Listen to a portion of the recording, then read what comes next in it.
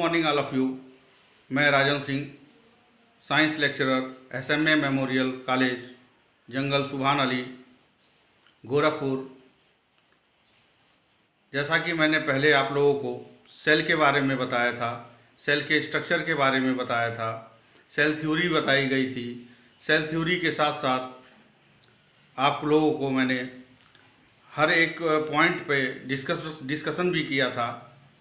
और लेकिन आज हम लोग पढ़ेंगे केमिस्ट्री सब्जेक्ट, और केमिस्ट्री सब्जेक्ट में पढ़ेंगे हम लोग एटम और atomic structure. What is the atom? Atom is the ultimate smallest particle, undivisible particle which can take place in the chemical reaction। कहने का मेरा तात्पर्य यह है कि परमाणु अत्यंत सूक्ष्म कण है जो रासायनिक अभिक्रिया में भाग ले सकता है और अविभाज्य कण है। तो ये सबसे पहले डाल्टन के द्वारा 1808 ईस्वी में ये संकल्पना प्रस्तुत की गई। इन्होंने यह भी बताया कि रासायनिक अभिक्रिया के दौरान रिएक्टेंट और प्रोडक्ट बोथ साइड परमाणु संरक्षित रहता है।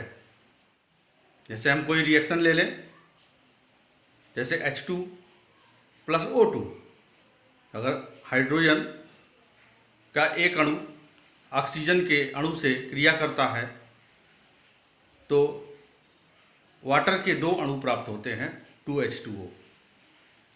तो हम देखेंगे जब रिएक्शन बैलेंस करते हैं तो इधर 2 का मल्टीप्लिकेशन हो जाएगा, 2H2 हो जाएगा प्लस O2 हो जाएगा, अच्छा 2H2O हमको प्राप्त होगा। तो दोनों तरफ हम अगर देखेंगे तो परमाणुओं की संख्या लीजिए तो दोनों तरफ क्या होगी? बराबर होगी। और एटम का जो कैरेक्टरिस्टिक फीचर होगा दोनों ओर समान होगा, same size, same characteristic feature का, सेम मास का एटम संरक्षित रहेगा। फिर उसके बाद से यही परमाणु आपस में मिलकर अणु का भी निर्माण करते हैं। और ये अणु 2 प्रकार से हो सकते हैं, सम अणु हो सकते हैं, समद्वि परमाणु हो सकते हैं, और विषम द्विअणु हो सकते हैं। एग्जाम्पल में सम में मैं आपको बता दूं, जैसे H2 हाइड्रोजन के सेम परमाणु इस अणु में उपस्थित हैं। Cl2 के एक अणु में 2 परमाणु किसके हैं? Cl के हैं। इसी प्रकार अगर विषम अणु ले लिया जाए, जैसे HCl, HF एक्सेट्रा। इसके बाद से ये तो डाल्टन के द्वारा दी गई संकल्पना थी। फिर इसके बाद से अन्य साइंटिस्ट भी आए।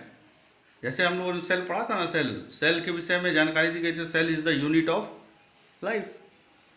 ठीक उसी प्रकार परमाणु जो है पदार्थ की क्या है? इकाई है। तो सबसे पहले यह संकल्पना किसके द्वारा प्रस्तुत की थी? डाल्टन के द्वारा। अब डाल्टन के संकल्पना के प्रस्तुत करने के पश्चात जे थॉमसन नामक वैज्ञानिक थे केमिस्ट्री में, उन्होंने एक परिकल्पना प्रस्तुत की। उनके द्वारा प्रस्तुत मॉडल जो प्रस्तुत किया गया था, उस मॉडल को प्लम पड़ी मॉडल के नाम से जाना जाता है, या हिंदी में तरबूज मॉडल के नाम से, वाटरमेलन मॉडल के नाम से जाना जाता है। जिसमें यह बताया गया कि परमाणु जो है वो धनावेश का एक स्फेरिकल गोला है, और इलेक्ट्रॉन्स जो हैं वो उसी प्रकार से रहते हैं परमाणु में जैसे किसी तरबूज में इलेक्ट्रॉन धंसे होते हैं। तो ये तो जे थॉमसन के द्वारा दी गई संकल्पना थी। इसके पश्चात रदरफोर्ड के द्वारा भी परमाणु का मॉडल प्रस्तुत किया गया। रदरफोर्ड के द्वारा परमाणुीय नाभिकीय मॉडल दिया गया, जिसमें रदरफोर्ड के द्वारा एक एक्सपेरिमेंट के द्वारा यह दर्शाया गया कि परमाणु कैसा होता है। अपने एक्सपेरिमेंट में रदरफोर्ड ने रेडियम के रेडियो एक्टिव एलिमेंट को चुना। रेडियो एक्टिव एलिमेंट से जो क्या है, ये रेडियो एक्टिव एलिमेंट है। रेडियो एक्टिव एलिमेंट की अपनी एक प्रॉपर्टी होती है कि ये स्वतः किरणें उत्सर्जित करते हैं,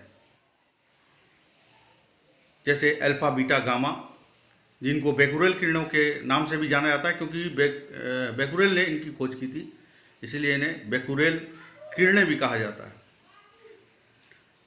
तो जब इस पे अल्फा कण की बम्बार्डमेंट किस पे कराई गई, इन्होंने एक गोल्ड फॉयल लिया और गोल्ड फॉयल को इस रेडियो एक्टिव एलिमेंट के सामने ही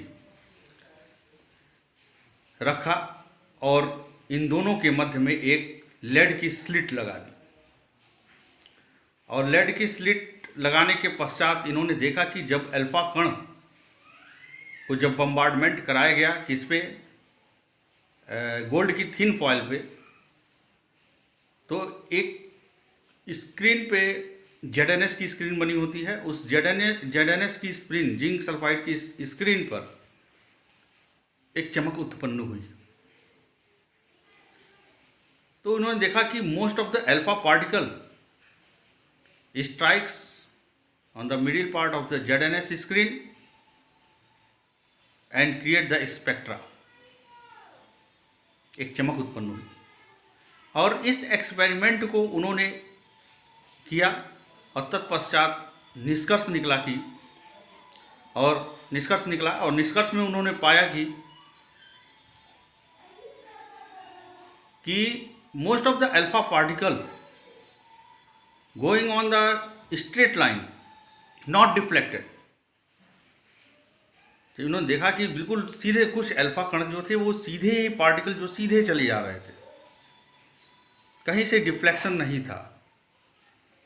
तो इससे यह मालूम चला कि परमाणु कैसा है, खोखला है। The firstly point noted by the Rutherford, atom is the empty.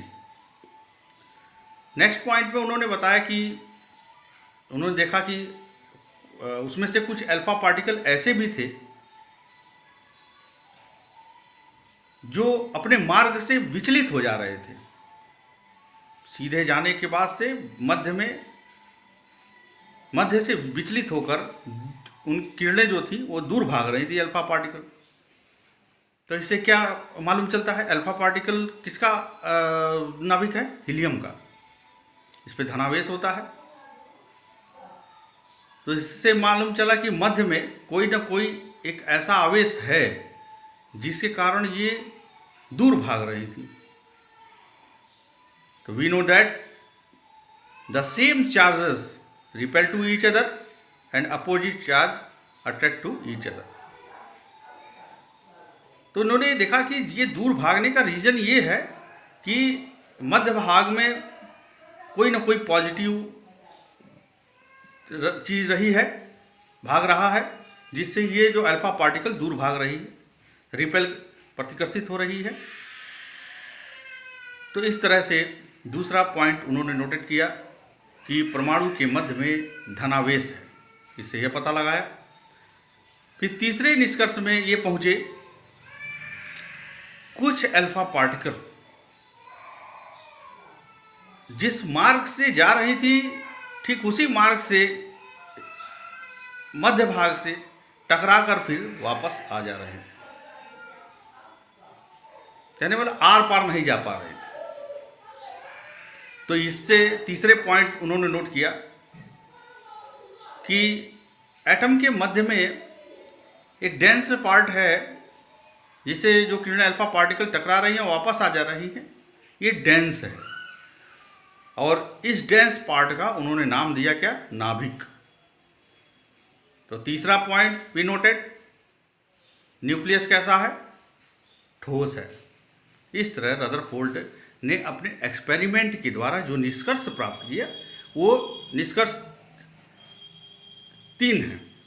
पहला, परमाणु कैसा है, खोखला है। सेकंड, परमाणु सेकंड में क्या बताया गया था कि मध्य में कौन सा भाग है? पॉजिटिव भाग है। तीसरा निष्कर्ष क्या निकला था कि नाभिक कैसा है? ठोस है। तो इस तरह से हमने देख लिया कि डाल्टन की परमाणुवाद की परमाणु कैसा होता है, परमाणु की संकल्पना।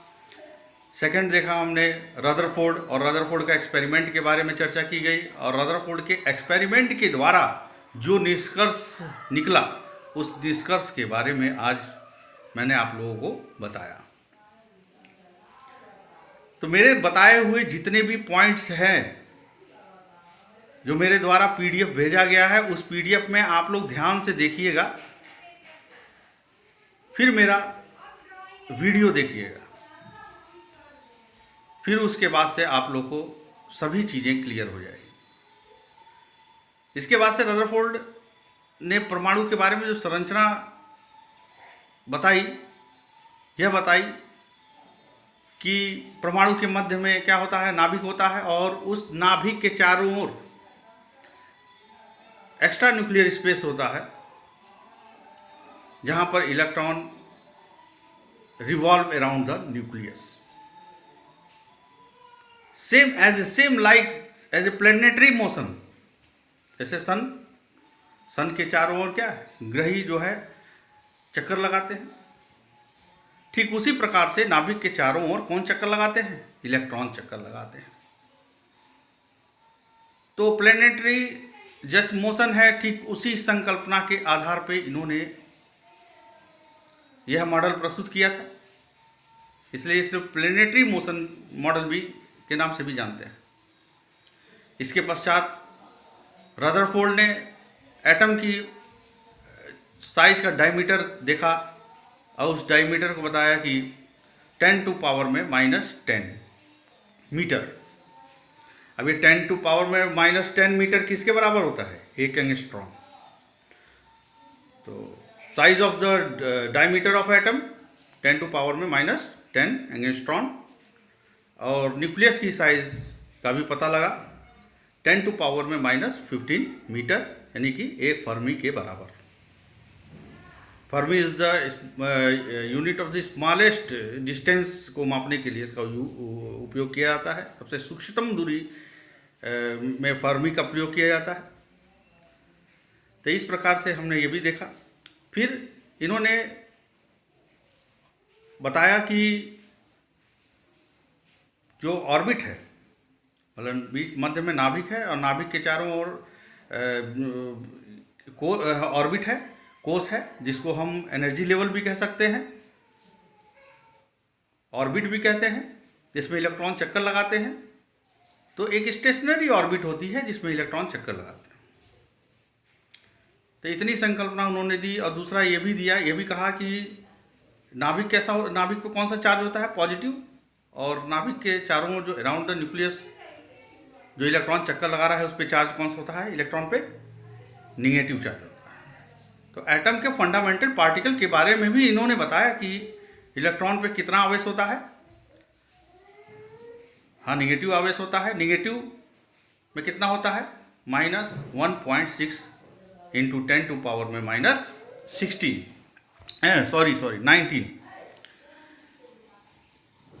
इसके पश्चात इन्होंने इलेक्ट्रॉन के द्रव्यमान की गणना की। 9.1 इंटू 10 टू पावर में -31 किलोग्राम। और इलेक्ट्रॉन की खोज किसने की? जे थॉमसन ने। प्रोटॉन के बारे में देखा गया। प्रोटॉन की खोज गोल्डस्टीन ने की थी। परंतु धनावेश जो एक्सपेरिमेंट के द्वारा जो मध्य भाग में जो देखा गया धनावेश कहाँ से, ये रदरफोर्ड के एक्सपेरिमेंट से प्राप्त हुआ। तो प्रोटॉन पे आवेश कितना होता है? पॉजिटिव आवेश होता है 1.6 इंटू 10 टू पावर में -19 कूलम्ब। और मास कितना होता है? 1.67 इंटू 10 टू पावर में -27 किलोग्राम। न्यूट्रॉन पे देखा जाए तो आवेश क्या होता है? उदासीन होता है, कोई आवेश नहीं होता है, इसलिए इजली ये न्यूक्लियस में प्रवेश कर जाता है। फिर देखा जाए इलेक्ट्रॉन, प्रोटॉन और न्यूट्रॉन। न्यूट्रॉन का कितना द्रव्यमान होता है, तो बिल्कुल प्रोटॉन के द्रव्यमान के लगभग समान होता है, 1.67 इंटू 10⁻⁻29 kg। इस तरह से हमने फंडामेंटल पार्टिकल के बारे में भी पढ़ लिया। तो जो मैं बताने जा रहा था कि जैसे मैंने बताया कि रदरफोर्ड के ने जो मॉडल परमाणु के बारे में बताया कि बीच में क्या होता है, धनावेश होता है, उसके चारों ओर न्यूक्लियर स्पेस होता है, जिसमें इलेक्ट्रॉन जो है ऑर्बिट में चक्कर लगाते हैं, स्टेशनरी ऑर्बिट में चक्कर लगाते हैं। ठीक है, तो धनावेश हो गया, और बाहर आउटर जो इलेक्ट्रॉन है उस पर कौन सा चार्ज है, निगेटिव चार्ज है। तो दोनों के मध्य में कौन सा फोर्स काम करेगा, इलेक्ट्रोस्टैटिक फोर्स काम करेगा। ये electrostatic force is the counter balance by the centrifugal force, mv²/r। और इलेक्ट्रोस्टैटिक फोर्स Q1Q2/r²। ये दोनों क्या होगा, कोलम्बिक जो इलेक्ट्रोस्टैटिक फोर्स होता है, जैसे हम लोग पढ़ेंगे अभी शायद 4th सेमेस्टर में, F बराबर के Q1Q2/r²। ये बराबर किसके होगा, आपके सेंट्रीफ्यूगल फोर्स के बराबर होगा, तो काउंटर बैलेंस हो जाता है। इस तरह इन्होंने, रदरफोर्ड ने संकल्पना परमाणु के बारे में दी, नाभिक का डेंसिटी के बारे में भी बोला। डेंसिटी कितनी होती है, 10⁻⁻17। फिर उसके बाद से हम लोग जो देखेंगे कि इनकी कमियां क्या क्या रह गई रदरफोर्ड की, तो रदरफोर्ड की कमियों के बारे में भी हम लोग देखेंगे क्या क्या कमियां रह गई। रदरफोर्ड की मुख्य कमी यह रह गई कि उन्होंने परमाणु के स्थायित्व की व्याख्या नहीं कर पाए, could not explain the stability of the atom। और दूसरा पॉइंट जो होता है वो इन्होंने बताया कि स्टेबिलिटी का मतलब बता रहा हूँ कैसे, जब न्यूक्लियस होता है, न्यूक्लियस के चारों ओर इलेक्ट्रॉन है, स्पेस में चक्कर लगा रहे हैं, तो एक समय ऐसा आएगा कि इलेक्ट्रॉन चक्कर लगाते लगाते उसकी एनर्जी क्या होगी, ख़त्म होती चली जाएगी। और जब एनर्जी ख़त्म हो जाएगी तो स्पाइरल पे होते हुए इलेक्ट्रॉन किस में गिर जाएगा, नाभिक में गिर जाएगा। तो इस तरह से वे परमाणु के स्थायित्व की व्याख्या नहीं कर सके। फिर एक्सपेरिमेंट में हम लोगों ने देखा था कि जैसे गोल्ड फॉयल पे जब अल्फा पार्टिकल बम्बार्ड होती है तो एक ZNS स्क्रीन पर एक चमक प्राप्त होती है, स्पेक्ट्रा। तो उस स्पेक्ट्रा, लाइन स्पेक्ट्रा के बारे में भी वो कुछ बता ना सके। He could not explain the line spectra.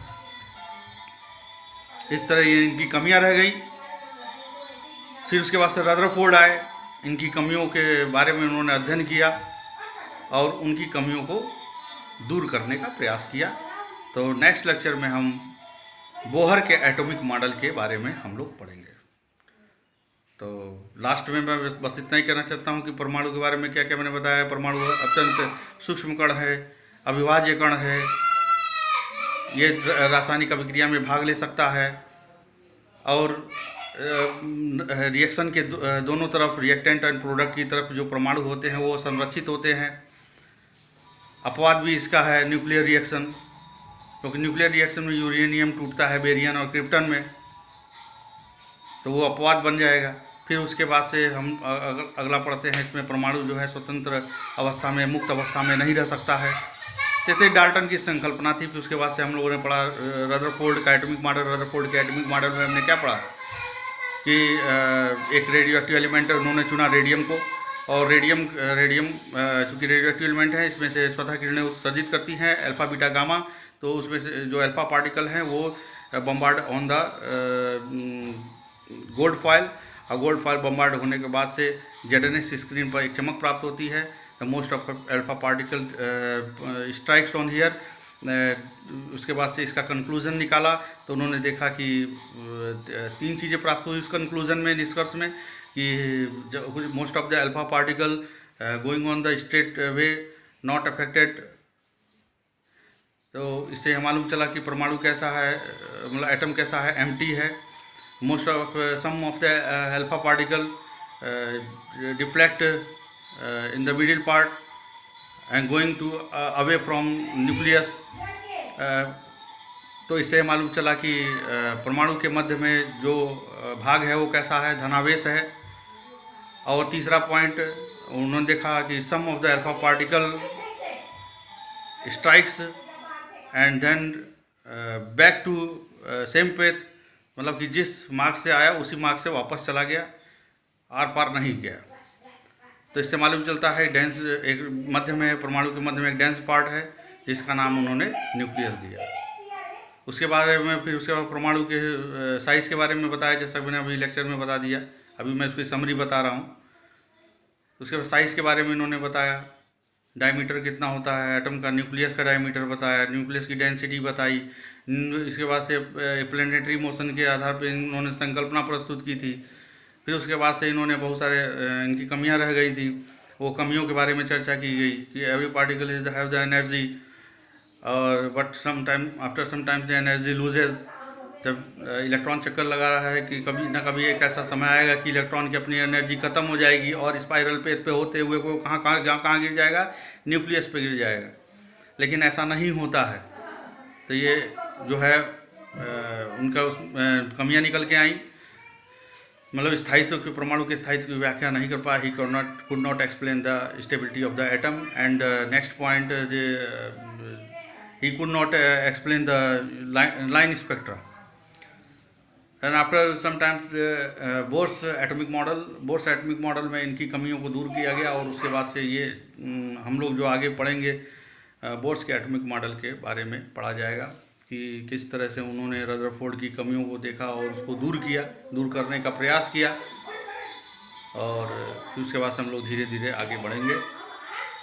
आज के लेक्चर में बस इतना ही। धन्यवाद। लॉकडाउन का पालन करते रहिए आप लोग। धन्यवाद।